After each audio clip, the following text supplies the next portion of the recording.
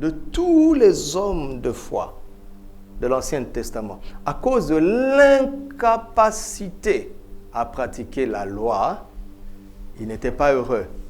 Parce qu'ils savaient ce qu'il fallait faire pour être heureux, mais ils n'arrivaient pas à le faire.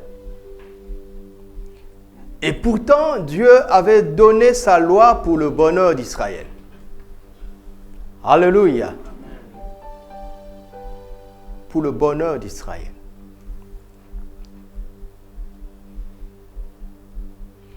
Jusqu'à ce que Jésus vienne, Dieu, dans Jérémie 31, 31 et dans Ézéchiel 36, 26 à 27, il annonce une nouvelle alliance. Alléluia.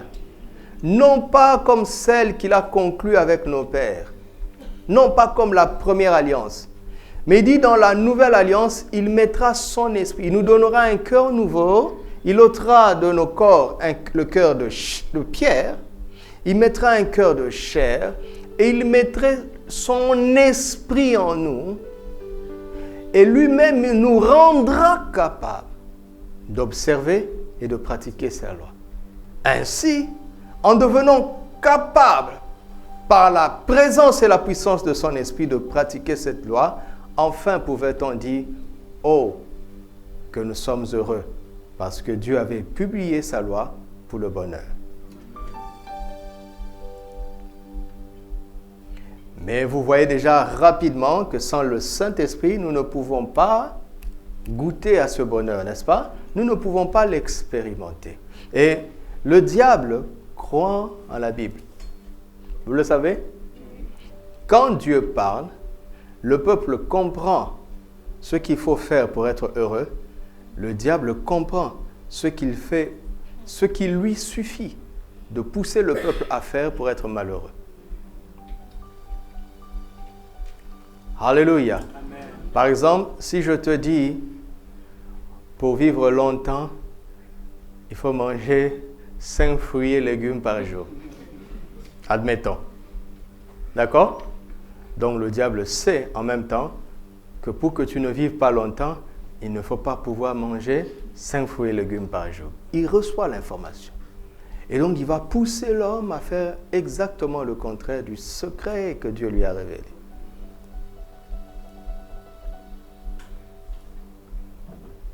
C'est pour ça que le diable aime s'asseoir à l'église, pour écouter la sagesse de Dieu. La Bible dit, les dominations et les principautés voient aujourd'hui, à travers l'église, la sagesse infiniment variée de Dieu. Elle vient de l'Église. Alléluia. Alors, 1 Timothée, chapitre 6, va nous aider. Dans ce que Paul va dire à Timothée, il va résumer. Il va tout résumer. Et cela va beaucoup nous aider. 1 Timothée, chapitre 6. Non, commençons au chapitre 1er, 1 Timothée 1, 8 à 11. 1 Timothée 1, 8 à 11. Nous n'ignorons pas que la loi est bonne, n'est-ce pas? Puisqu'elle a été publiée pour notre bonheur, n'est-ce pas? La loi est bonne, pourvu qu'on en fasse un usage légitime. Sachant bien que la loi n'est pas faite pour le juste, mais pour qui? Pour les méchants et les rebelles, les impies, les pécheurs, les irreligieux et les profanes, les parricides, les meurtriers, les impudiques, les infâmes, les voleurs, les menteurs, les parjures et tout ce qui est contraire à la saine doctrine. Conformément à l'évangile de la gloire du Dieu bienheureux. Évangile qui m'a été confié. Amen. Paul dit quelque chose d'extraordinaire ici, mais ce n'est pas notre sujet. Paul est en train de nous montrer que la loi fait partie de l'évangile. N'est-ce pas? N'est-ce pas que l'Ancien Testament fait partie de la Bible? Ouais. Et il dit, la loi est un cas particulier de l'évangile. elle dit des choses pour les injustes. Alléluia. En Christ, nous sommes devenus la justice de Dieu, n'est-ce pas? Donc en Christ, notre message, c'est le Nouveau Testament. Ok? C'est le message du salut par la foi et par la grâce, sans mérite. Mais par contre, celui qui vit comme un injuste aura affaire à la loi. L'évangile ne supprime pas la loi.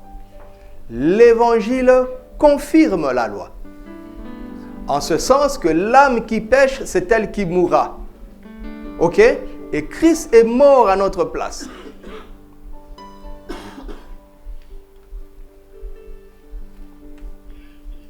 Donc, la nouvelle naissance nous donne la capacité intérieure par l'Esprit d'accomplir la loi. Et par le fait que nous arrivons à accomplir la loi, par la puissance du Saint-Esprit, pas par nos propres capacités, nous commençons à goûter au bonheur. Et ce bonheur est expliqué dans l'évangile de la gloire du Dieu bienheureux. Alléluia. Écoute, si quelqu'un est pauvre et qu'il vous dit, venez, je veux vous montrer comment devenir riche. Vous allez le suivre? Hein? Mais non. Mais non. Vous savez ce qui se passe en Afrique, non? Ils vont dans une case au fin fond du village. Chez un monsieur qui n'a même pas de quoi s'acheter un lit et un fauteuil. Il n'a même pas un vélo. Mais il prétend savoir comment te rendre riche. Mais rends-toi riche toi-même d'abord. Mais les gens y vont. Et des intellectuels. Et vous savez, parfois ils font ce que ce misérable lui dit de faire et il a une promotion. Comment expliquer? Ça veut dire qu'on l'a trompé quelque part. Et quand vous parlez avec cette personne, vous voyez qu'elle n'est pas, en fait, elle n'est pas riche. Elle a un poste, mais on lui dit, tu sais, le jour où tu dormiras la nuit, tu ne te réveilleras pas. Et il ne dort jamais de nuit. Et vous voyez des gens, vous dites, mais cette personne, il aime les boîtes de nuit. Non, il n'aime pas les boîtes de nuit. C'est son moyen de survie. Parce que dans la boîte, ça fait boum, boum, boum, boum. Donc ça l'aide à ne pas dormir. C'est son moyen de survie. Ce n'est pas qu'il aime la boîte de nuit. Il n'aime pas ça. Donc c'est un semblant de richesse.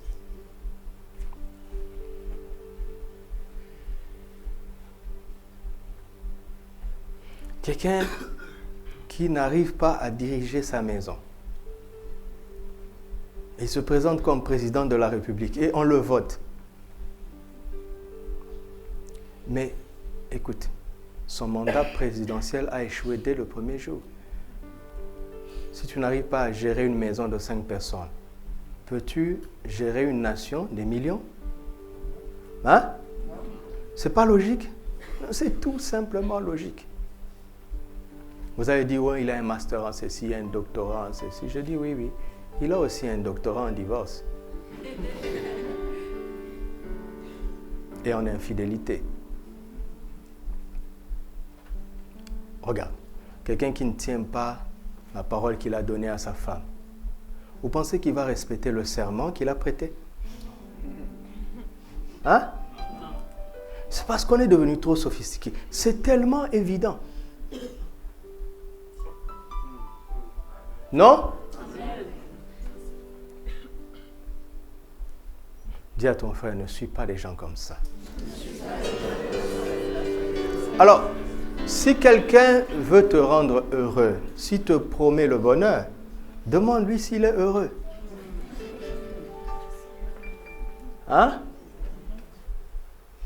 Un jour, un homme était tellement malheureux qu'il est allé voir un psychiatre. Après plusieurs conseils du psychiatre, un jour le psychiatre était fatigué. Tout ce qu'il lui disait ne marchait pas. Et le psychiatre lui a dit, mais tu sais, il y a un tel comédien qui fait rire les gens. Et quand il est là-bas, les salles sont pleines. Je pense que tu ferais mieux d'aller assister à un de ces spectacles. Le monsieur a dit, je suis ce comédien-là. Parce qu'il fait sa comédie avec un masque. C'est Billy Graham qui a raconté cette histoire. C'est une histoire vraie. J'ai lu ça dans un livre de Billy Graham. Vous voyez des gens qui font rire des gens et qui sont malheureux eux-mêmes. Et tu dépenses l'argent pour aller rire. Rire. Des choses qui sont gratuites.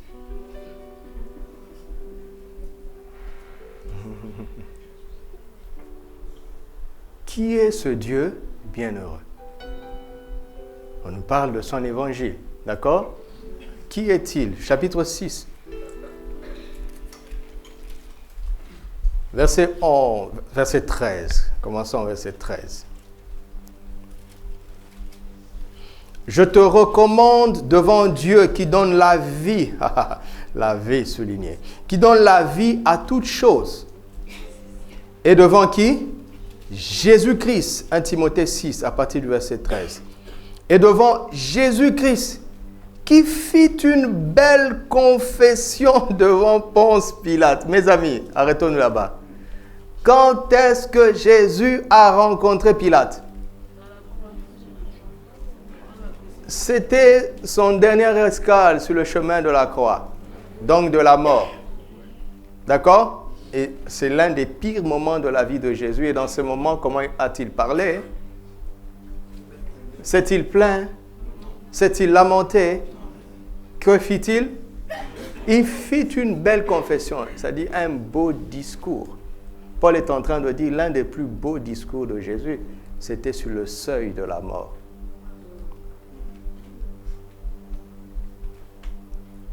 On pourrait dire, c'est quand le pire était sur le point de lui arriver, diraient les hommes.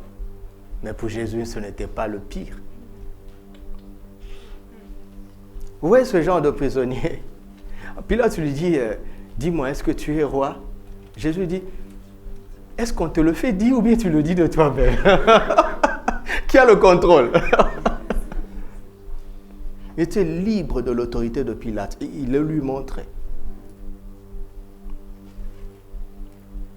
Dans les États des États-Unis où la peine de mort prévaut encore, il y a plusieurs juges qui ont démissionné. Parce que les statistiques montrent que le juste, l'innocent et le coupable ne meurent pas de la même manière. Ils ont une attitude différente face à la mort. Et vous savez, quand dans le procès, les avocats font des efforts pour dire que tel est coupable, tel est innocent, et il arrive malheureusement que les hommes condamnent les innocents. Mais ils disent, ça ce sont les expériences, ils disent qu'il y a un moment qui ne trompe jamais. C'est l'attitude de l'homme face à la mort. L'innocent et le coupable n'ont pas la même attitude face à la mort. Et plusieurs de juges se sont rendus compte qu'ils s'étaient trompés dans leur verdict par l'attitude avec laquelle certains ont affronté la chaise électrique.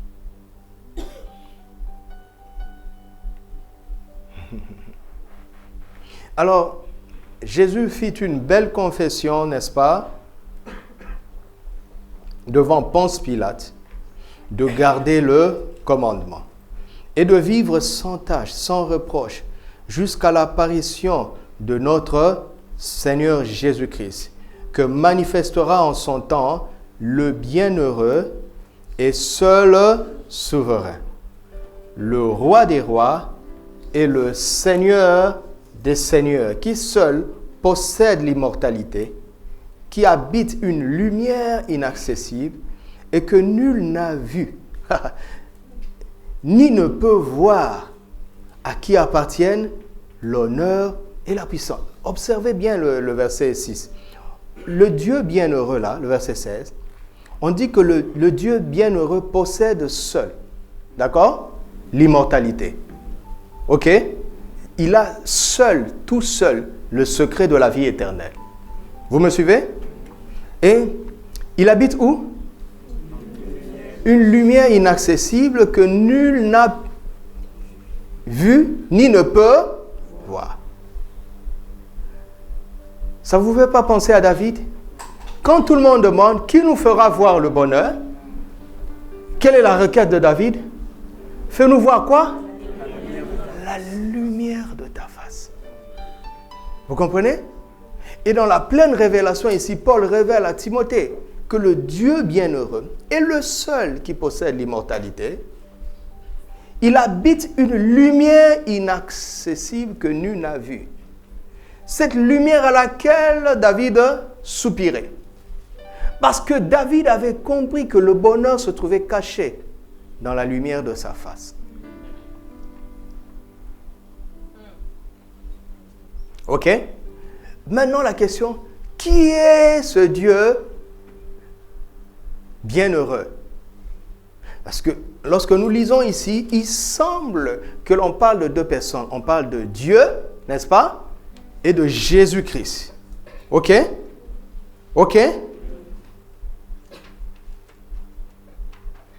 Mais on dit ce Dieu bienheureux est le seul souverain, c'est-à-dire qu'il n'y en a pas deux. Ok? Il est le roi des rois, il est le Seigneur des seigneurs, et il possède seul l'immortalité. Et si ce Dieu bienheureux est le seul souverain, cela veut dire que Jésus n'est pas souverain. Cela voudrait dire que Jésus n'est pas le roi des rois, qui n'est pas le Seigneur des seigneurs et qui ne possède pas l'immortalité. Voilà la difficulté. Voilà la difficulté. Mais qui n'est plus une difficulté pour nous. Vous savez que Jésus-Christ est Dieu. Vous le croyez? Amen. Vous le défendez comment sur le terrain? Avec quel passage biblique? Il ne suffit pas de dire je crois, je crois. Non, il y a des gens qui n'ont pas la Bible. Donc tu dois connaître les passages pour mettre devant leurs yeux. Et quand tu mets devant leurs yeux, le Saint-Esprit travaille. Il travaille vraiment. Quand nous témoignons, le Saint-Esprit travaille. Mais si nous ne témoignons pas, nous ne donnons pas au Saint-Esprit la matière pour convaincre les cœurs. Et cette matière, c'est le témoignage de la parole dans notre bouche. Alléluia. Amen. Comme papa aime le dire souvent, j'étais malade et j'ai été guéri. Ce n'est pas ça le témoignage. C'est l'expérience. C'est deux choses différentes dans l'évangélisation, d'accord? Alléluia. C'est deux choses différentes. J'étais malade et j'ai été guéri. Si ça se trouve, la personne à qui tu parles est en bonne santé.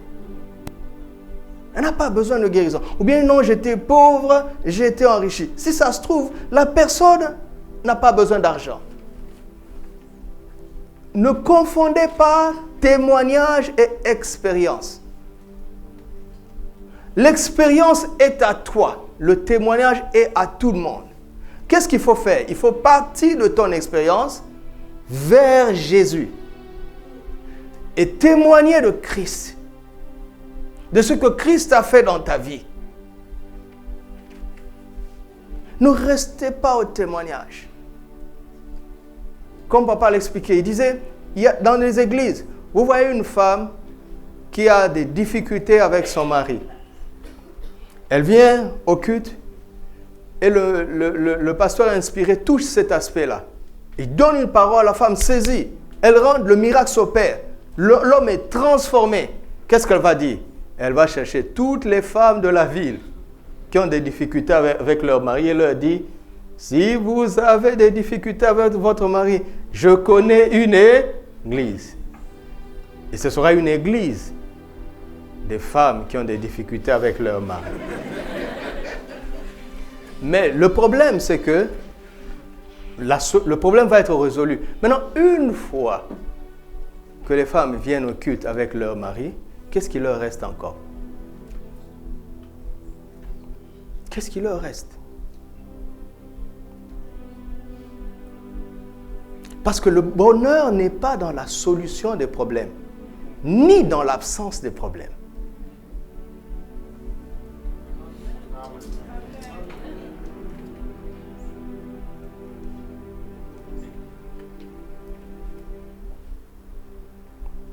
Ce Dieu bienheureux, c'est Jésus-Christ. Alléluia. Regardez. Dans la Bible, bon, on va commencer autrement. Allons au psaume 91.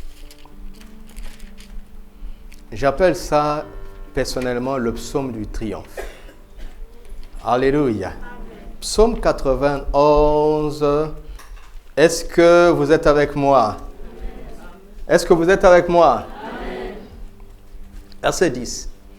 Qu'est-ce que le verset 10 dit? Lisez à haute voix, que tout le monde lise. 1, 2, 3.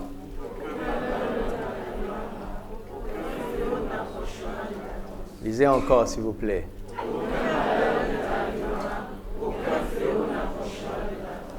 Qu'est-ce que ça veut dire? Qu'est-ce que ça veut dire? Ça veut rien dire. Hein? J'attends. Qu'est-ce que ça veut dire?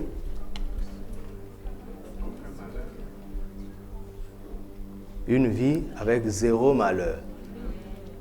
C'est la parole de Dieu. Hein? Psaume 119, verset 165.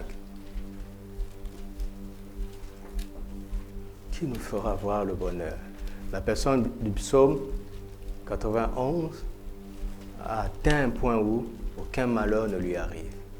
Verset 165, lisez avec moi, 1, 2, 3. Il y a beaucoup de paix pour ceux qui aiment ta voix. J'ai envie de dire, évidemment. N'est-ce pas? Évidemment, puisque la loi a été publiée pour le bonheur. Il ne leur arrive quoi? Aucun. Proverbe 12, 21.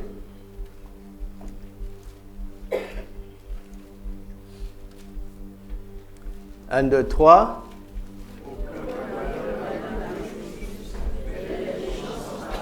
Et les gens disent Amen, c'est bien fait pour eux. Non, ne sois pas rancunier. Aucun malheur n'arrive au juste. Nous avons là 3 expériences, d'accord, qui emmènent 3 déclarations sans ambiguïté. Ok? Si tu vas vers l'auteur du psaume 91, il va te dire, je t'assure, je te jure, je suis prêt à mettre ma main à couper. Je connais un endroit, celui qui demeure sous l'abri du Très-Haut, qui repose à l'ombre du Tout-Puissant. Je connais cet endroit-là. Si tu demeures là-bas, je t'assure, aucun malheur ne t'arrivera. Imagine une église où le pasteur prêche comme ça. Le jour où un problème arrive, la foi est ébranlée. Le fondement est ébranlé. Pasteur, tu avais dit, mais voici que. Et le pasteur va dire, est-ce que tu es resté à l'ombre du Très-Haut?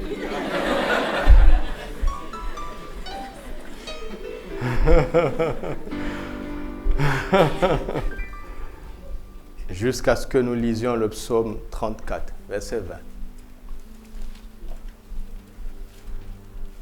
Psaume 34, verset 20, 1, 2, 3.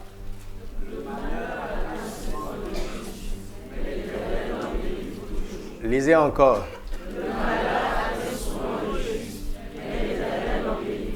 Là, l'église s'est divisée. 2 dénominations. Première dénomination, aucun malheur. Deuxième dénomination, malheur souvent. Et vous savez quoi? Les 2 ont raison.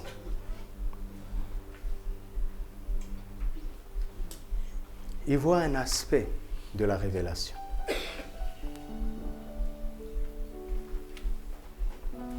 Ne critiquez personne. Chaque dénomination a raison quelque part. Le problème commence quand on veut imposer ce que l'on croit aux autres. Oui, il y a des gens qui ont de l'avance. sur les autres.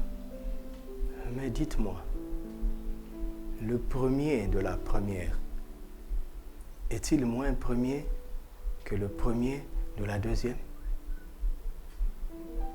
Hein? Est-il moins premier que le premier de la troisième? Tous sont premiers à leur niveau, chacun selon son rang. Non?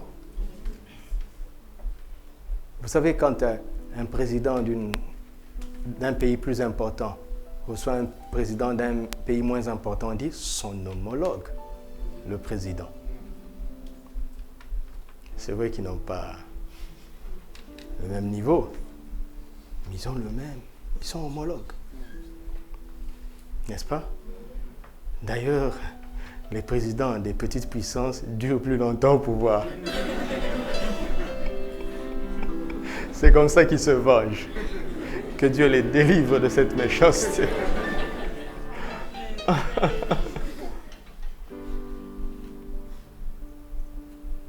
Si vous allez voir David, David va vous dire, le malheur atteint souvent le juste. Mais je vous le jure, l'Éternel en délivre toujours. On va dire à David, non, aucun malheur n'arrive de la tente. Il va dire, qui vous a dit ça? On va dire, David, quelqu'un nous a dit ça dans le psaume 91. Il dit, c'est qui? Donnez-moi son nom. Vous voyez, il n'a même pas osé dire son nom. Vérifiez, vous allez voir. Mais moi, j'ai osé. Et vous connaissez ma vie. Plein de malheurs se sont abattus sur moi. Mais vous connaissez la fin. Donc l'évangile là de zéro malheur, là, ne suivez pas. Ce sont des séducteurs, des pasteurs de la nouvelle génération. Ils vont vous dire, ce sont des télé-évangélistes qui prêchent la prospérité pour tromper le peuple, des envoyés de Satan. Et le pasteur là, lui-même, il est étonné. Quand il regarde les émissions, le critique à la télé, il dit, mais comment est-ce qu'on peut me traiter d'être un envoyé de Satan? Je connais Satan ni d'Adam ni d'Ève. Il va souffrir, il va se lever, il va dire, je vous assure, croyez-moi, je suis un serviteur de Dieu. Croyez au moins à cause de ses œuvres. Il va commencer à dire, regardez tous ces miracles. Si eux, ils étaient dans le droit chemin, pourquoi il dit, pasteur, calme-toi. Reste dans ce que Dieu t'a donné. Fais-le de tout ton cœur. Tu ne rendras pas compte devant les hommes.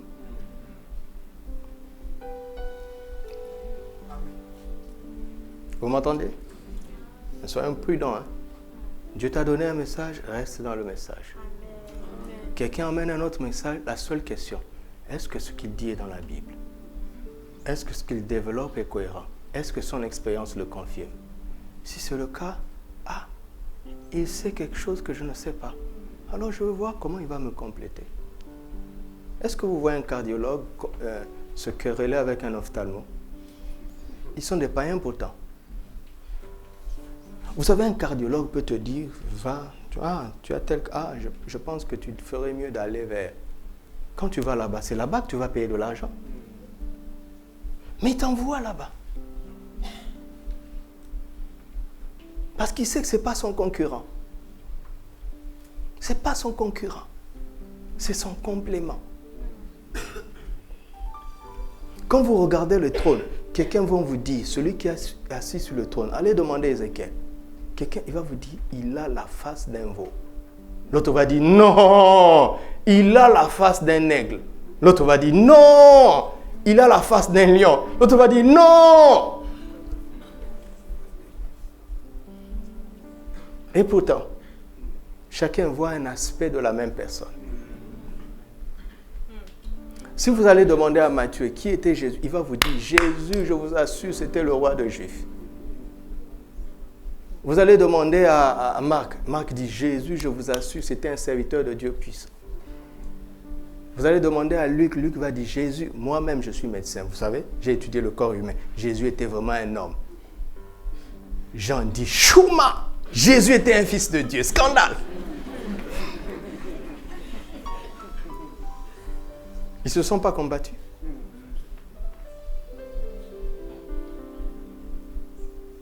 Le problème, c'est que nous voulons mélanger expérience et message.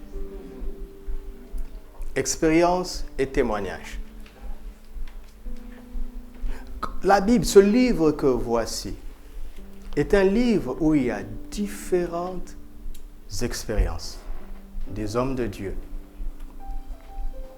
Il y a différentes expressions du même message. Ce livre que vous voyez.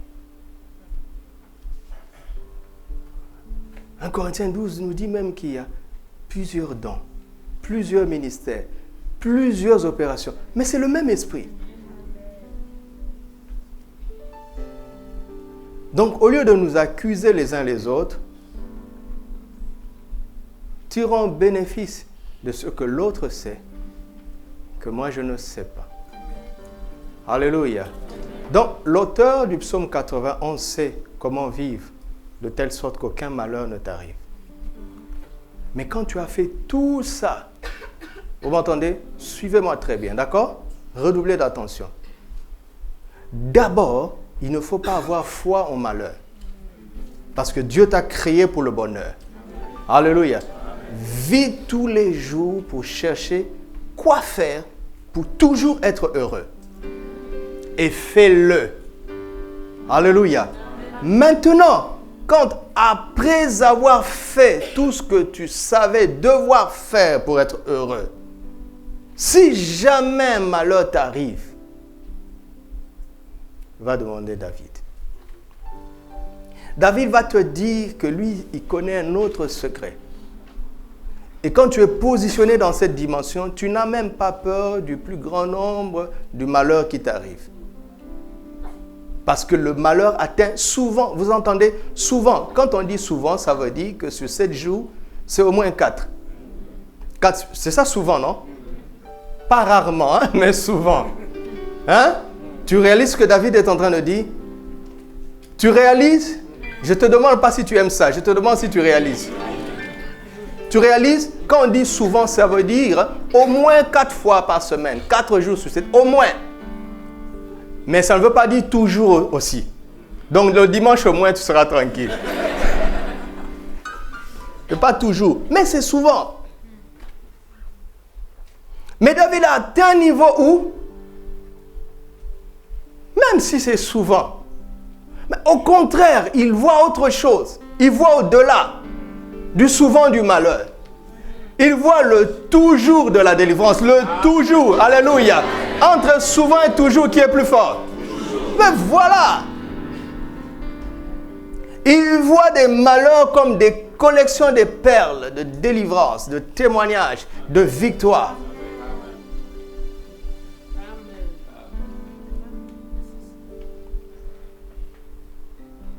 Alléluia. Alors nous allons essayer par la grâce de Dieu de réconcilier ces deux tendances extrêmes. Parce que l'ennemi faufile entre les informations qui nous manquent. Vous comprenez? Les informations. Regardez, quand tu reçois la parole avec un cœur pierreux, tu l'as vraiment reçu avec joie. D'accord? Et le diable regarde l'effet de la parole dans ton cœur. C'est ça qu'il regarde. Il regarde, il voit que la graine commence à entrer. Elle germe même. Elle porte des racines. Ça veut dire que la parole porte du fruit. Non, commence à vivre en toi. Mais en observant très bien, il voit que ton cœur est fait de telle sorte que la parole n'arrive pas à s'ancrer en toi, à avoir beaucoup de racines. Il dit, ah voilà, le moment est venu d'amener des difficultés à cause de la parole. Question, pourquoi il n'a pas combattu avant? Parce qu'il sait qu'il est perdu. Il est perdant face à la parole qu'il a créée. Alléluia. Est-ce que vous savez que la parole qu'on nous prêche, c'est cette parole qui a créé Satan? Vous entendez ça? Est-ce que quelqu'un entend ça? Je ne comprends pas comment quelqu'un qui a la parole peut craindre Satan. Tu as la parole qu'il a créée, car tout a été créé par la parole. Tout. Le diable n'est pas excepté. Donc le diable n'ose pas combattre la parole. Il connaît la force de la parole. Mais il regarde, il attend, il attend, il attend. Il attend jusqu'à ce qu'il voit les limites que nous donnons à l'effet de la parole dans nos vies. Il ne va pas nous combattre là où nous sommes forts.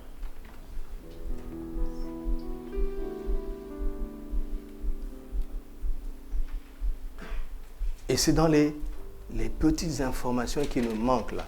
Tu vois, dans les petites failles. Vous entendez? Dans les petites failles. Dans les petites failles. Vous voyez ce que font les terroristes, non? Avant, ils faisaient des bombes artisanales. Maintenant, les systèmes de sécurité se sont mis à jour. Quand tu achètes tel produit, quelques semaines plus tard, tu achètes tel autre produit. Le système est informatisé, ça enregistre. Ils savent que tel produit, plus tel produit, plus tel produit. Même si c'est éparpillé. Quand les logiciels combinent, alarme. Donc, ces méchants-là observent. Le diable est comme ça. Je l'ai dit au premier culte. Ne pensez pas que le diable est bête. Il travaille avec sérieux dans sa méchanceté. Donc, ils observent et ils se rendent compte que tu peux louer une voiture et foncer dans la foule. Tu fais le même nombre de dégâts, sans bombe.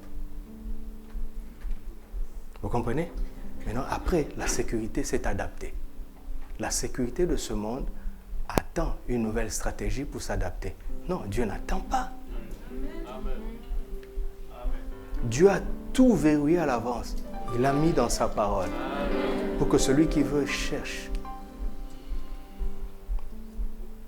Alléluia.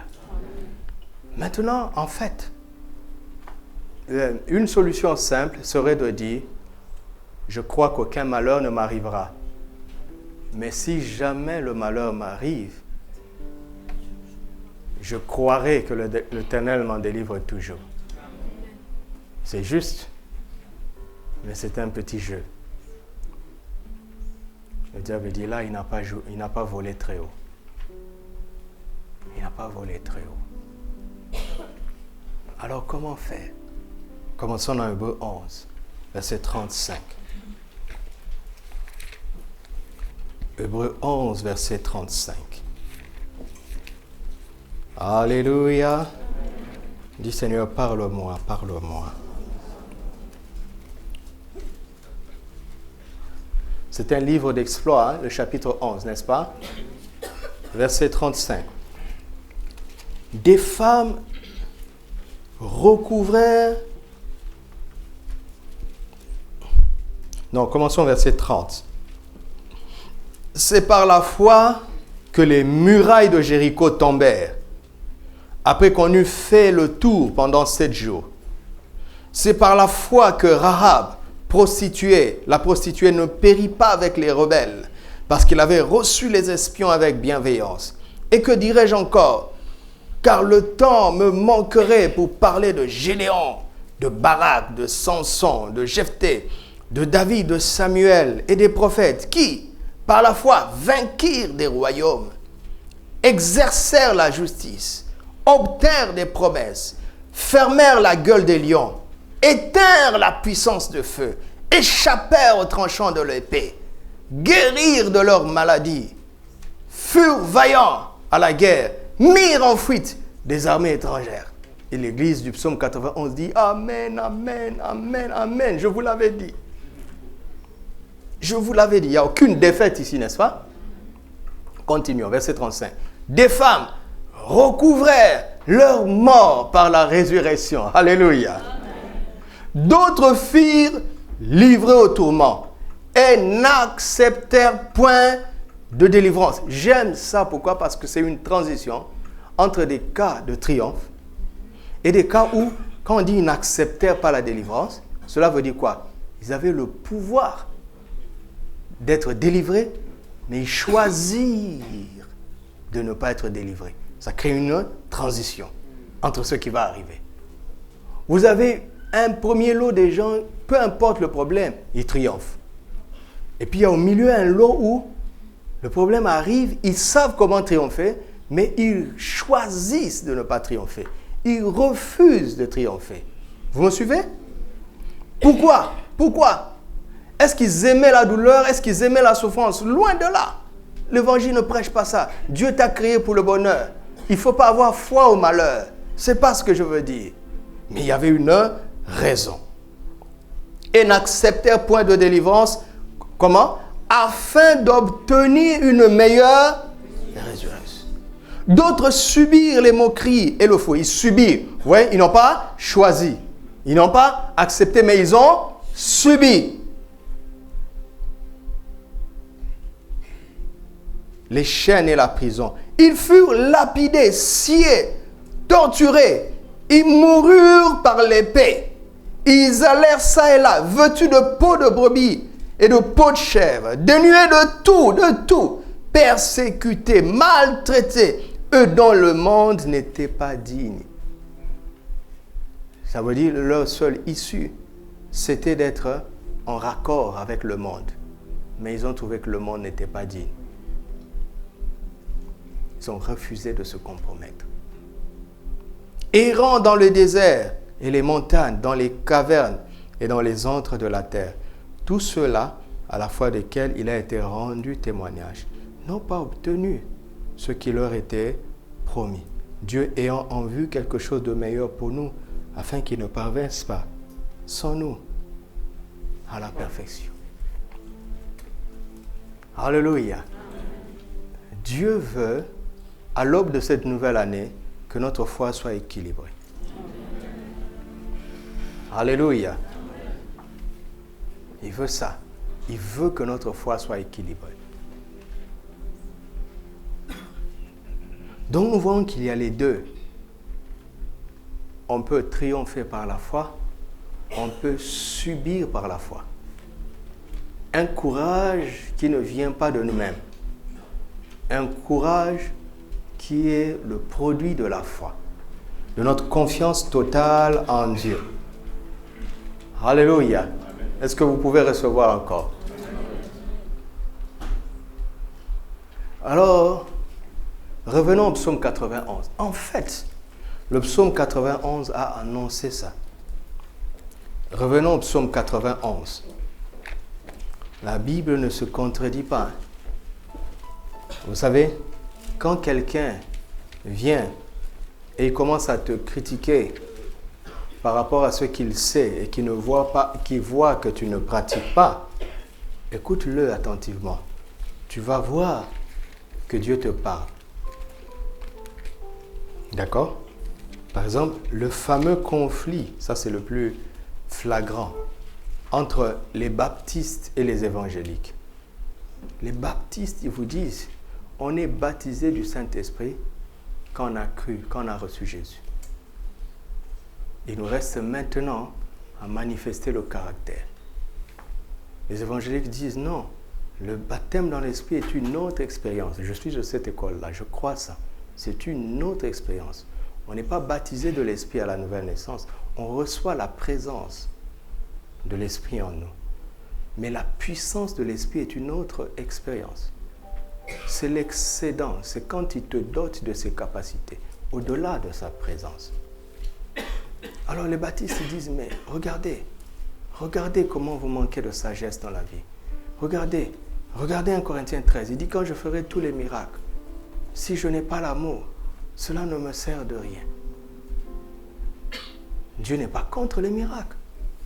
Dieu est contre le fait de donner aux miracles plus d'importance que l'amour.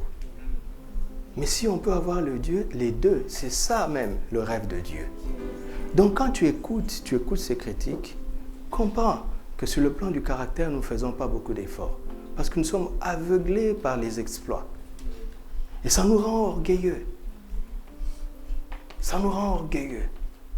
Reviens à toi-même et dis, d'ailleurs, ce n'est pas moi qui le fais, c'est le Seigneur qui le fait en moi.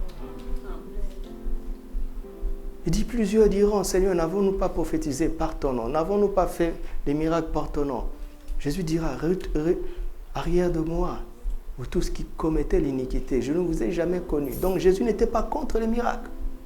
Il n'était pas contre les prophéties. Il était contre une vie d'iniquité cachée, masquée par une vie de miracle affichée. Mais écoutez le même Jésus. Il dit, ne vous éloignez pas de Jérusalem. Il dit, je veux que vous témoigniez. Mais n'osez pas si vous n'avez pas la puissance. Attendez la puissance. Donc Jésus est pour la puissance qui accompagne notre témoignage, qui accompagne notre vie. Donc quand quelqu'un critique dans ce bord-là, assis-toi et dis-toi, oui, nous sommes aussi trop légers, nous les évangéliques. Alors nous allons apprendre à vivre de manière irréprochable. Ce qui va faire que quand les gens nous entendent prier à haute voix en langue, vous savez que c'est vraiment barbare pour les gens. Ils trouvent ça bizarre. Bizarre. Mais quand ils observent notre vie, ils ont envie d'être avec nous. D'une part, ils ont envie, mais d'autre part, ils sont choqués par le blabla. Mais le fait d'avoir un bon témoignage, de bien vivre, va préparer les gens à s'ouvrir à la vie de l'esprit. Alléluia. Maintenant, regardez, en réalité, Psaume 91 et 34 ne se contredisent pas. Mais chacun accentue l'aspect de son expérience. Mais glisse quelque chose à la fin. Psaume 91. Celui qui demeure à l'abri du Très-Haut repose à l'ombre du Tout. Vous comprenez? Il met l'accent sur quoi? Sur la toute-puissance de Dieu. Amen. Amen. Amen. Verset 10. Aucun malheur ne t'arrivera, aucun fléau n'approchera. Il n'osera même pas. Hein? Car il ordonnera à ses anges de te garder dans toutes tes voies. Ils te porteront sur les mains de peur que ton pied ne heurte contre une pierre. C'est ce que Jésus dit à Pilate. Il dit, si mon royaume était de ce monde, j'ordonnerais à mon Père, il enverrait quelques légions d'anges. Jésus a choisi de ne pas vivre cette promesse. Vous comprenez? Donc, il est en train de te dire, l'expérience du psaume 91 est une expérience mineure. Elle est importante, mais elle est mineure par rapport à autre chose. Jésus a dit, Père, si tu pouvais éloigner de moi cette coupe, toutefois, non pas ce que je veux, mais ce que tu veux. Ce qu'il voulait était différent de ce que Dieu voulait. Mais qu'est-ce qu'il a fait? Il a renoncé à ce qu'il voulait. Vous entendez? Et il a choisi ce que Dieu voulait dans ce cas d'espèce. Parce que devant la tombe de Lazare, Jésus dit, je te loue, Père, de ce que tu m'exauces toujours. Quand l'armée venait, s'il avait osé dire, Père, que Judas et son armée disparaissent, qu'est-ce qui allait arriver? Nous ne serions jamais là. Il a choisi, comme ces femmes-là, pour obtenir une meilleure promesse. Quand tu envisages quelque chose de mieux, alléluia. Et parfois, Dieu, envisageant quelque chose de mieux, il laisse faire certaines choses. Verset 12. Ils te porteront sur les mains de peur qui... Voilà. Verset 13. Tu marcheras sur le lion, sur l'aspic. Tu fouleras le lionceau et le dragon. Je vous ai donné le pouvoir de marcher sur les serpents et les scorpions et sur toute la puissance de l'ennemi. Rien ne pourra vous nuire. Verset 14. Lisez à haute voix.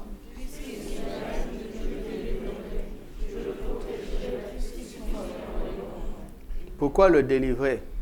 Si aucun fléau même n'approche de ta tente. Réfléchissons. Délivrance de quoi? Aucun fléau même n'approche de ma tente. Il n'y a aucun danger. Qu'est-ce qui précède la promesse de la délivrance? Puisqu'il m'aime. Ah, Dieu va te parler maintenant. Dieu va te... Écoutez-moi. Aimer l'abri du Très-Haut n'équivaut pas à l'aimer lui. Relisez, pendant que je parle, relis le verset 1 et le verset 14. Vous savez, pour que quelqu'un demeure quelque part, c'est-à-dire il se fixe là-bas. Parce que le verbe veut dire, il a planté ses racines là-bas. Il s'est posé. Il a été sédentaire longtemps, mais il a trouvé un terrain où il ne bougera plus. Parce que c'était leur expérience. C'était des voyageurs et des pèlerins parce qu'ils cherchaient une terre. Jusqu'à ce qu'ils arrivent là-bas, il dit, moi, j'ai fixé mes demeures ici. Je me suis planté ici, je ne bougerai plus. Qu'est-ce qui l'intéresse? L'abri, la protection, la puissance du Très-Haut. Pas nécessairement le Très-Haut lui-même. C'est comme aimer une femme parce qu'elle est une bonne cuisinière. L'aimer pas à cause de ce qu'elle sait faire, mais pas nécessairement à cause de ce qu'elle est. Parce que la puissance de Dieu, c'est pour notre intérêt. L'amour de Dieu, c'est pour son intérêt.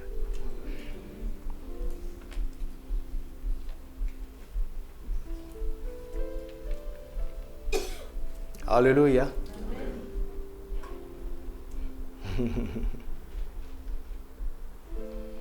Puisqu'il m'aime, puisqu'il m'aime, puisqu'il m'aime, je le délivrerai. Cela veut dire que Dieu voit un fléau plus grave que celui qui approche de notre tente. Ce fléau porte un seul nom, la chair, nous-mêmes, notre amour propre,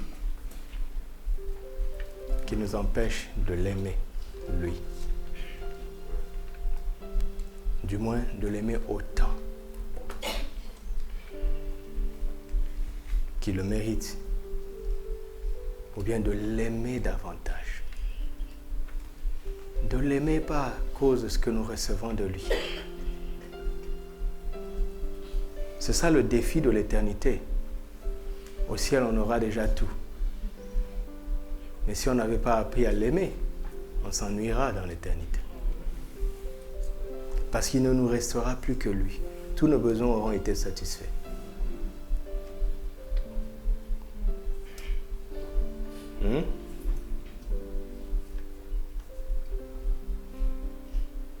C'est comme l'histoire de ce couple qui a vécu 30 ans ensemble. La 31e année, ils étaient à la retraite. Un compte bien assuré. Tous les enfants ont fini leurs études et ils se sont mariés. Ils ont dit bye bye.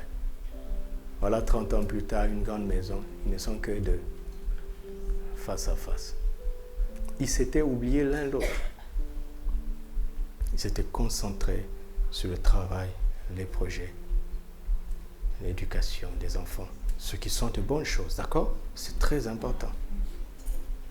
Mais ils s'étaient oubliés eux-mêmes.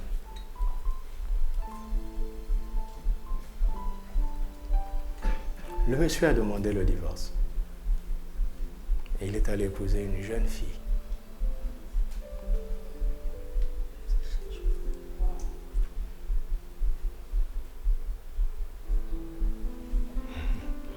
Et les gens titrent la crise de la soixantaine. Non, non, ça n'a rien à voir. D'autres soixantaines vont dire non, non. D'autres sexagénaires vont dire non, nous ne nous retrouvons pas dans ça. Mais il y avait des failles qui étaient masquées par les fléaux extérieurs.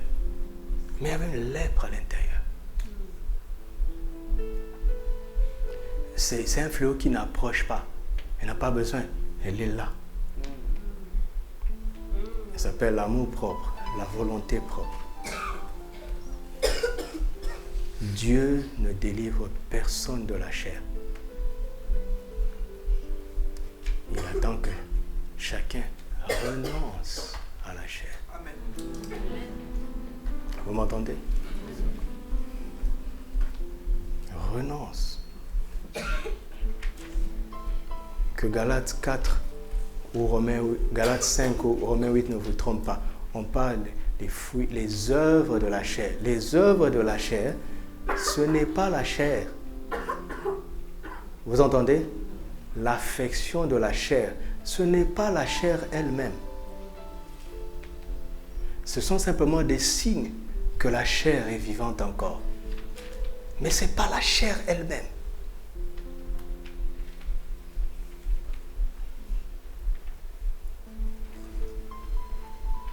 Et Dieu cherche mon cœur, il cherche ton cœur pour te délivrer d'un flot qui n'a pas besoin de s'approcher de toi.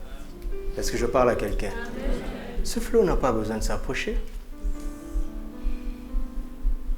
Non. Ce flot est formulé sous forme de pensée, d'ambition, de projet. C'est en toi. Et Dieu a laissé cette tension afin que nous ne fassions pas ce que nous voulons. Parce qu'il n'y a rien de bon dans ce que nous voulons. D'accord? Il a laissé ça pour constamment t'aider à faire une mise à jour de ton amour pour lui. Il te dit, oui, ces 6 derniers mois ont été magnifiques. Tu as été au top de ta foi. Mais attention, je t'avais soutenu. Donc, il laisse un temps de crise pour que tu apprennes à te reméfier de toi-même à nouveau parce que tu commençais à reprendre confiance en toi. Il a laissé ça. Le vieil homme a été crucifié. Le péché a été cloué à la croix, n'est-ce pas? La mort, Christ a triomphé de la mort par sa résurrection, n'est-ce pas? Satan, il a fini avec Satan. Mais il n'a pas tué la chair. Pourquoi? Pour nous mettre à l'abri de nous-mêmes.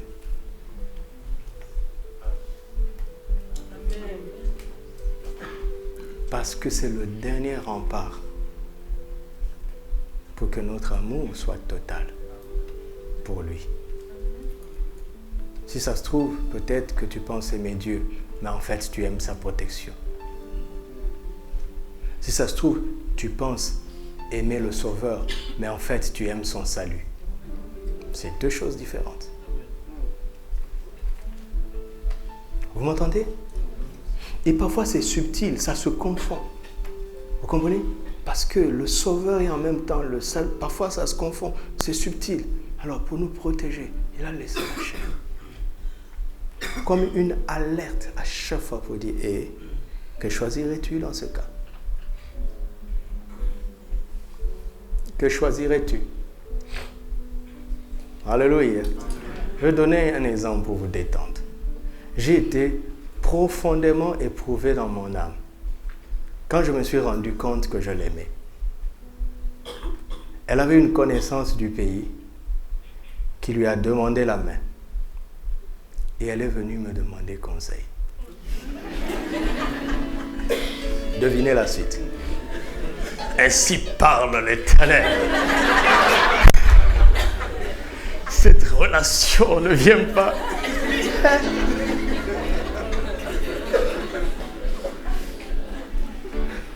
J'ai d'abord repris courage en moi-même. C'était pas facile. Alors je lui ai demandé tout ce qui est classique dans la parole de Dieu. Est-ce que tu le connais? Est-ce qu'il est en crise? Et tout ça. Tous les feux étaient verts. Un bon frère. Alors je ne lui ai pas dit oui. Quand même.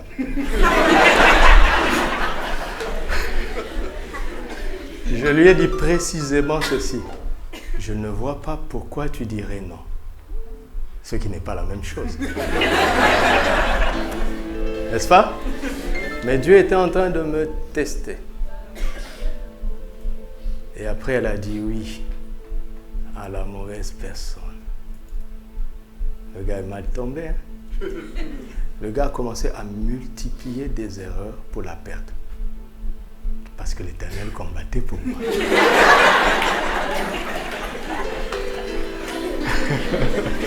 Oui, c'est beau, hein? Mais si j'avais osé dire,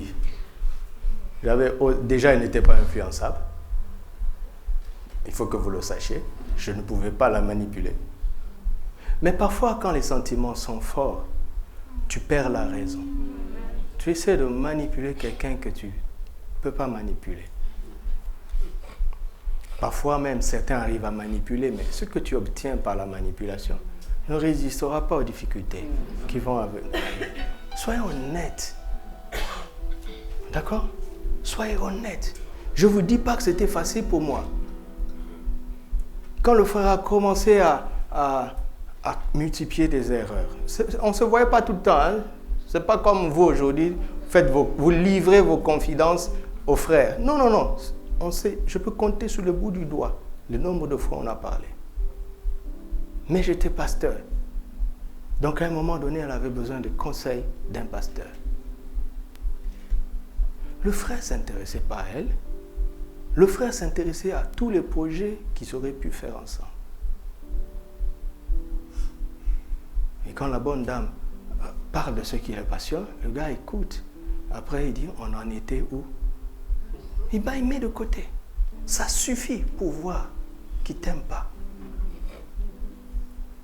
Il ne faut pas attendre qu'il te fasse une proposition impure. Non, non, non. Nous volons à notre niveau, d'accord? D'accord? On n'est pas dans la basse-cour.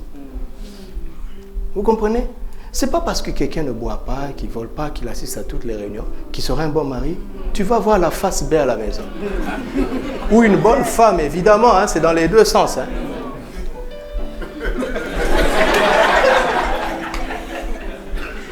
Mais soyez honnêtes. Soyez honnêtes. Dans la vie, il y a deux manières d'avoir des choses. Soit par vous-même, soit en laissant Dieu vous donner. Et tu sais, quand Dieu t'a donné quelque chose, qui peut te l'arracher? Tu n'as même pas besoin de te battre. Mais si tu l'as acquis par toi-même, tu devras te battre. Parce qu'il y a des défis qui vont arriver, mais Dieu ne s'est pas engagé. Il ne s'est pas engagé. Je vous dis, toute ma vie, Dieu m'a appris à arrêter de compter sur moi-même. Je vous dis souvent, ma vie a commencé à sortir du trou. Quand j'ai appris à ne plus me battre, elle sait, elle vit avec moi 24 heures sur 24, elle sait ça.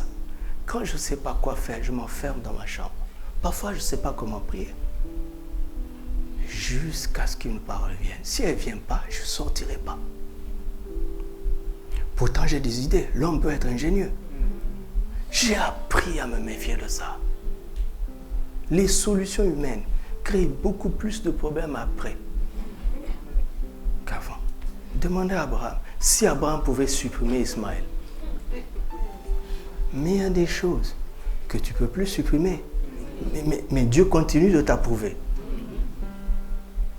Regarde Abraham, regarde tous les honneurs que Dieu lui donne dans l'éternité. Mais Ismaël est là. Mais nous vivons au milieu des Ismaélites.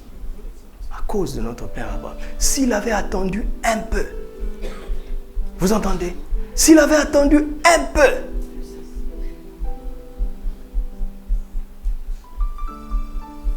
est-ce que tu m'aimes, dit le Seigneur? Est-ce que tu m'aimes? Et voici la parole maintenant de l'homme selon le cœur de Dieu. Il dit, le malheur atteint souvent le juste. Ça ne change rien. Ça ne change rien. Quand je l'aime, ça ne change rien. Mais je ne mourrai pas comme ça. Attention. Attention. Nous ne sommes pas en train de dire, ah, vienne que pourvu que je me retrouve aussi. Jamais. Jamais. Il dit, il n'y a personne. Vous entendez Jésus pas, il dit personne qui aurait quitté tant. Pour moi et pour l'évangile, ne reçoit au centuple là, ici. Parce que s'il ne le fait pas ici, qu'est-ce qui prouve que là-bas il le fera? Amen. Là. Et l'amour de Dieu te détend dans la souffrance. Ça te détend. Ça te détend. Ça te détend. C'est comme traverser des temps difficiles en étant seul ou bien en étant accompagné des gens qui vous aiment, même s'ils ne peuvent pas changer. Mais ça diminue, ça atténue un peu la souffrance. Mais si cette personne-là, c'est Dieu lui-même. Mais dites-moi,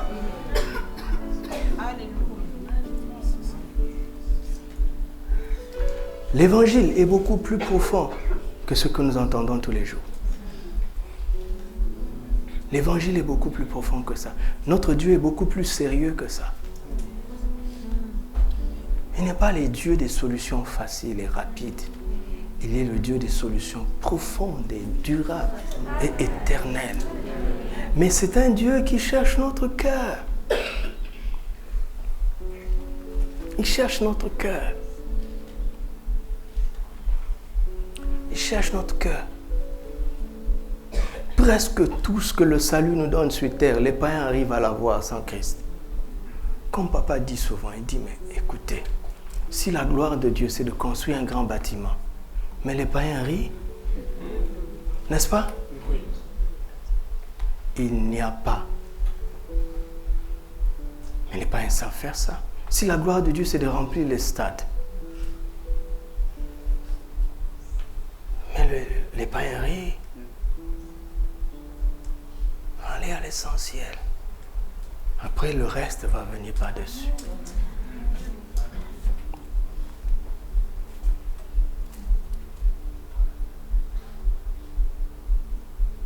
La vie chrétienne, sa force se trouve dans ce que lui seul peut donner. Les premiers bâtisseurs de ce monde, c'était les fils de Caïn. Donc ils maîtrisent ça. Mais ils ne peuvent pas avoir la paix que nous avons, la communion avec Dieu. Ils ne peuvent pas. Alléluia. Dieu est bon quoi qu'il arrive. Et je vivrai de manière à l'aimer davantage. Et à me méfier de moi-même.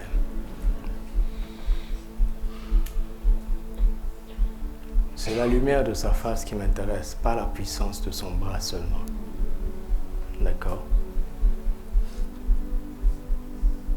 Moïse a dit, fais-moi voir ta gloire. Après tous les actes puissants qu'il avait vus, ça doit nous faire réfléchir. Il s'est rendu compte que la gloire de Dieu était séparée de tout ça.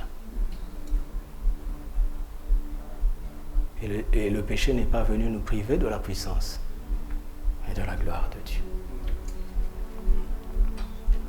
C'est pour ça que les païens peuvent utiliser le potentiel humain de manière extraordinaire. Alléluia. Je vais vous montrer une dernière chose. Jean chapitre 17. Comme c'est mon dernier message de l'année,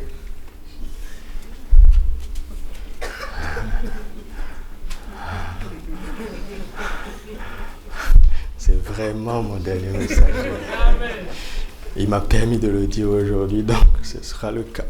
Alors, Jésus nous a donné cette chose. Dans l'EPP, je vais développer ça l'année prochaine, quand on aura fini les 9 grâces, parce qu'on n'en a vu que 3 jusque-là. Jean 17, verset 2, il dit, « Selon que tu lui as donné pouvoir sur toute chair, afin qu'il accorde la vie éternelle à tous ceux que tu lui as donnés. » N'est-ce pas? N'est-ce pas que Paul nous dit, Dieu seul, le bienheureux, possède l'immortalité. Ok? Et Christ a ce pouvoir, donc c'est lui. Il est en fait, comme on dit, l'iceberg, la face immergée de l'iceberg, Christ. C'est l'image visible du Dieu invisible. Mais il nous montre quoi? L'aspect de Dieu que nous avons besoin de connaître dans le temps. Pas dans l'éternité, maintenant dans le temps. Parce que Dieu est infini. Tout ce que nous avons besoin de savoir sur Dieu durant cette vie ici-bas est affiché sur la face de Christ.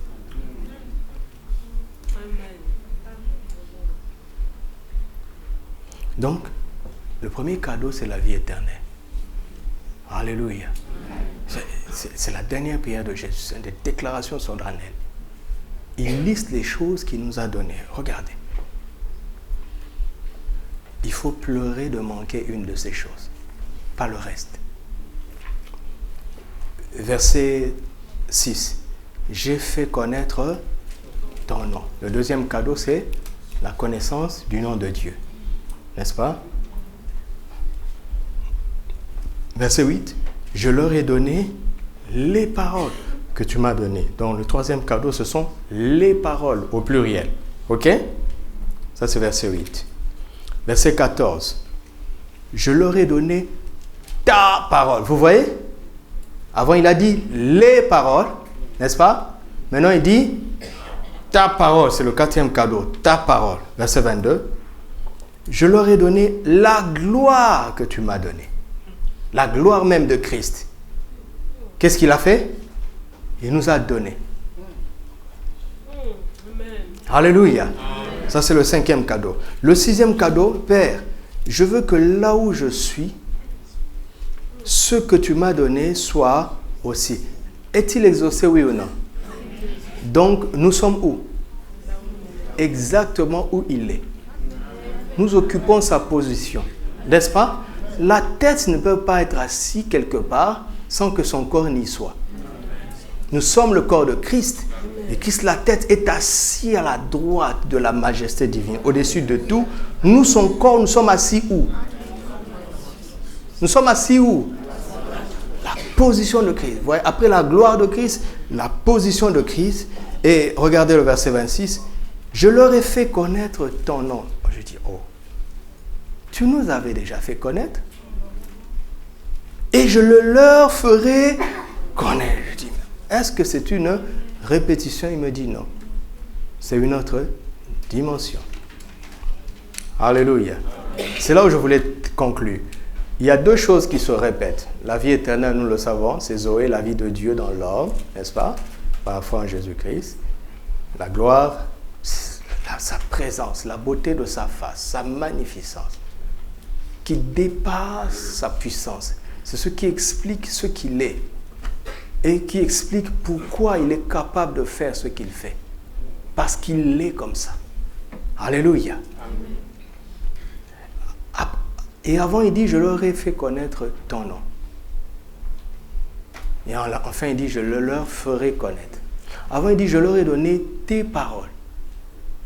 Et après, il dit, je leur ai donné ta parole. Tes paroles au pluriel, c'est le fameux réma que nous, les évangélistes, aimons. Il dit, je leur ai donné tes rémas, les rémas que tu m'as donnés. Et après, il dit, je leur ai donné le logos. La parole, le logos, les paroles, les rémas. Pourquoi? Au commencement n'était pas le réma. Au commencement était le logos. Jean 1:1. Au commencement était le logos. Le logos était avec Dieu et le logos était Dieu. Au commencement n'était pas le réma. Le réma, c'est un aspect du logos dans un cas particulier. C'est ce qui nous donne une expérience. Alléluia. C'est pour ça qu'on crée des problèmes avec notre expérience à partir d'un réma.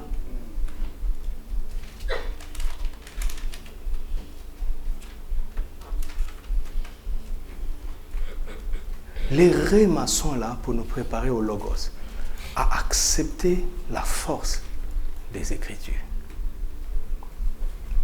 Parce que quel que soit ce que tu sais en partie.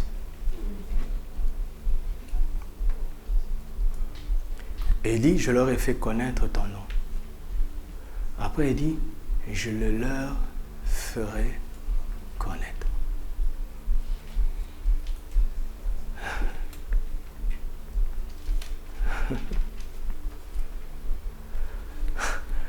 Le verbe de « je leur ferai connaître » verset 26 est très différent du verbe « connaître » verset 12 ou 14. Très différent. Le verbe du verset 14, phronéo, il parle d'une connaissance pratique. C'est une connaissance actuelle, adaptée à la situation d'aujourd'hui. D'accord? Quand Élie est dans le torrent de Kérit, ce qu'il veut savoir de Dieu, c'est qu'il est le Jéhovah Jireh, qui donne du pain. D'accord? C'est une connaissance actuelle de Dieu. Quand il a l'enfant qui est mort entre ses mains, ce qu'il veut savoir de Dieu, c'est qu'il est la résurrection et la vie. Donc, selon les circonstances, Il y a un nom de Christ adapté à la situation. Mais ne réduisez pas Christ à la révélation d'aujourd'hui. C'est pour ça qu'il dit, après que tu m'aies compris de manière adaptée dans la situation actuelle, je te ferai connaître mon nom. Et il poursuit en disant, je te le ferai connaître. En fait, là-bas, il veut dire, je ferai en sorte que tu te rendes compte que tu ne fais que commencer à me connaître. Amen. D'accord? En 4e année, là où je t'avais laissé, tu bombais le torse. Je connais le nom de Jésus. Mais à la fin de l'année, en dernière année, avant de quitter la terre, tu te rendras compte que tu n'as fait que commencer à le connaître. Et vous savez, quand on atteint le niveau le plus élevé de la connaissance, on aboutit à quoi? À l'amour. 1 Corinthiens 8, 1. Il dit la connaissance enfle, mais l'amour édifie. Vous allez vous évaluer vous-même. Tu sais vraiment si tu as appris des choses. Oui, c'est un message de dernière année. Tu sais vraiment si tu as appris à les connaître dans la manière où tu l'aimes. Si ton amour ne s'est pas amélioré, tu as appris des versets bibliques et des beaux sermons. Tu n'es pas à l'abri de l'orgueil. Parce que comment est-ce qu'on peut connaître Dieu? C'est en connaissant sa parole. D'accord? Donc ça passe par la connaissance. La connaissance est un moyen d'aboutir à l'amour. D'aboutir à l'amour. Quand tu arrives à ce point-là, tu relativises les situations. Parce que tu sais que ton secret, c'est de l'aimer. Puisqu'il m'aime, je le délivre.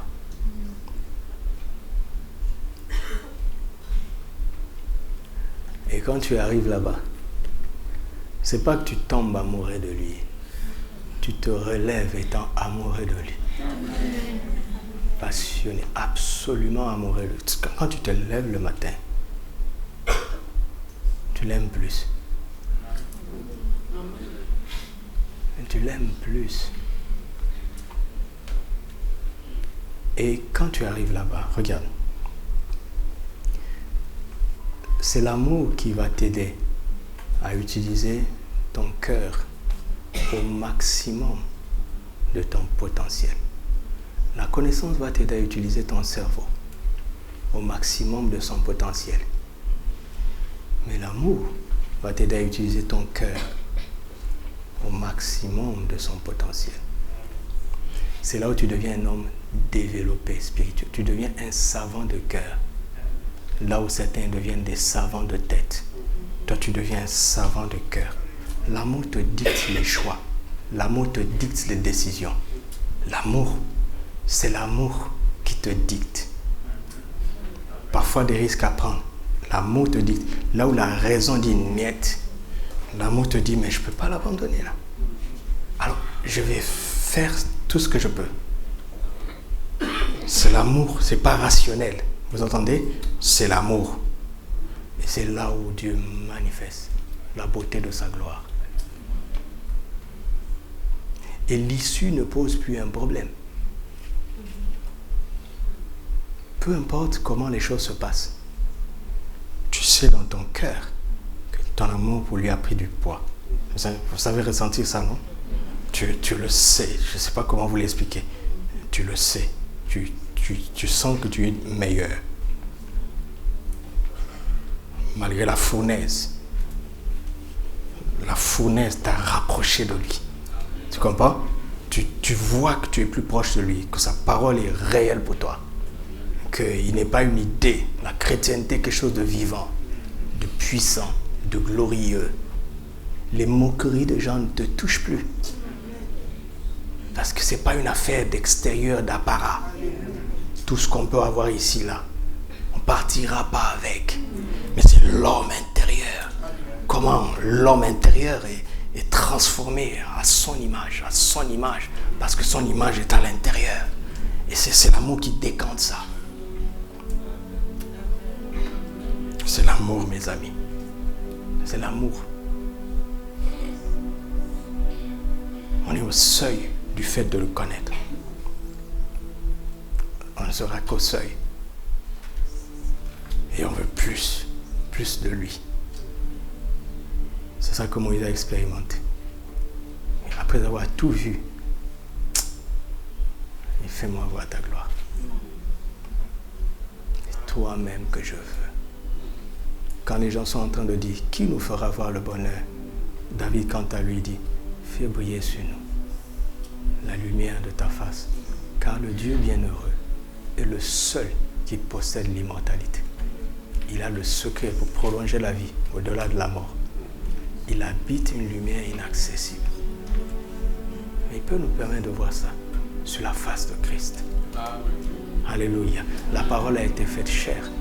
Elle a habité parmi nous. Pleine de grâce et de vérité. Et nous avons contemplé sa gloire. Comme la gloire du Fils unique venu du Père. Il n'y en a pas deux. C'est le Fils unique. Tout ce que le Père a, tout ce que le Père est, a été investi en lui. Et il l'a présenté à nous dans les Écritures, afin que nous puissions le contempler. C'est pour ça qu'il a osé dire, celui qui m'a vu, a vu le Père. Ne cherchez pas à aller voir ailleurs. Ne cherchez pas. Regardez au Logos, Jésus-Christ. Regardez au Logos. Regardez au Logos. Que chaque verset du Logos vous rapproche de son cœur. Vous rapproche de son cœur. Saül dépassait tout Israël de la tête. David, quant à lui, était un homme de cœur, un homme d'intérieur. Il n'était pas un homme d'apparat. C'est son cœur. Car l'homme considère ce qui frappe le regard. Mais Dieu, quant à lui, il regarde au cœur. Père, fais que nous terminions cette année avec des cœurs plus proches de toi que jamais. Avec un amour plus ardent pour toi que jamais. Oh non, rien ne nous séparera de l'amour de Christ. Rien. Peu importe ce qui arrive, rien ne me séparera de l'amour de Christ. L'esprit du bonheur est à l'œuvre en moi. Il me pousse à mieux le connaître, pour mieux l'aimer, pour mieux le représenter, pour mieux témoigner de lui, pour mieux parler de lui, pour mieux vivre pour lui.